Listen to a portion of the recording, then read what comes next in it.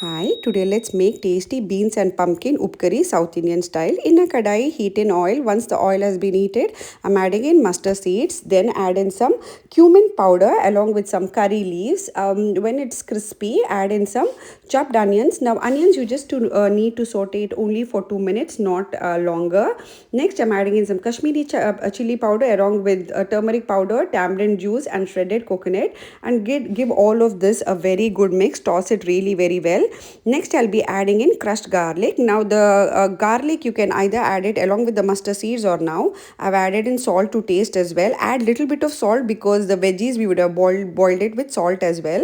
So now I'm adding in garlic as I told. Next, I'm adding in some boiled beans and boiled pumpkin. As I told, this has been boiled along with salt. That's it. And give it a good toss. Mix it really very well. Check for the salt, and finally garnish it with some fresh coriander leaves. And your tasty South Indian style beans and pumpkin upkari is ready to serve. You can have it with rice, rasam, or even curd rice. If you like my recipe, don't forget to like, share, and subscribe.